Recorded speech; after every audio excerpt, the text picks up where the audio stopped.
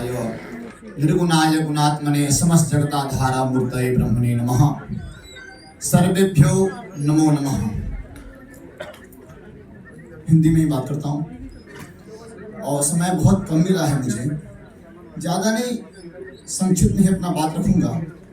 देखिए, हर किसी को ज्योतिष देखने की, पढ़ने की, समझने की एक अलग मेधा है, एक अलग समझ है। एक बार की बात है, भास्कराचार्य जैसे किसी ने प्रश्न किया कि आपका जो नजरिया है इतना वैशिष्टपूर्ण कैसे हो सकता है, क्योंकि आप किसी विषय को या किसी बात को लिख देते हैं वो सूत्र हो जाता है, कारण क्या है? तो उन्होंने एक श्लोक से उत्तर दिया कि अष्टौ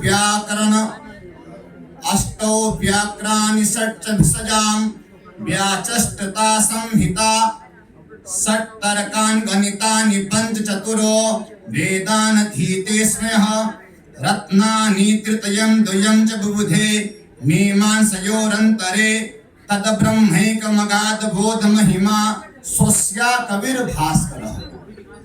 इन्होंने कहा कि देखो, ज्योतिष शास्त्र में आज तो कल तो बाढ़ लगी अध्ययन करने की, हम मूल थोड़ा बहुत होरा पढ़ लेते हैं और अपने आप को ज्योतिषाचार्य की उपाधि दे देते हैं, लेकिन नहीं, ऐसे काम नहीं चलेगा। अष्टौ व्याकरणानि, हमारे यहाँ व्याकरण की 8 प्रकार हैं। अभी भास्कर कह रहे हैं कि 8 व्याकरण के प्रकार, पाणिनि आदि, काश कृष्ण, स्फोटायन, शाकटायन आदि में विशेष बात नहीं, बस मैं बताना चाह रहा हूँ कि सारा इधर लाना चाह रहा हूँ कि जो 8 प्रकार की व्याकरण है। षट् भिषजाम्, जो आयुर्वेद की विधा है वो 6 प्रकार की है। सुश्रुत, बागभट, अभी और बहुत लोगों ने चरक आदि का नाम लिया। इसके बाद षट् तर्कानि, 6 प्रकार के तर्क हैं।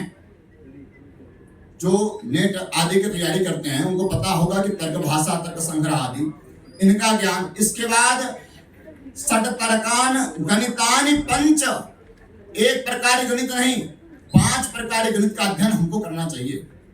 अब बता भी ना होगा 5 प्रकार गणित कौन कौन से हैं, रोमस, पोलस आदि। मैं नाम नहीं ले रहा हूँ, बस मैं दृष्टि डाल रहा हूँ यहाँ पर, क्योंकि वर्तमान में सिद्धांत बिल्कुल गौण हो गया है। सिद्धांत के तरफ किसी का ध्यान नहीं है, सबका ध्यान बस 2-3 लगातार जब तक हमारे पास आ गए तो क्या लग्न वही रहेगा?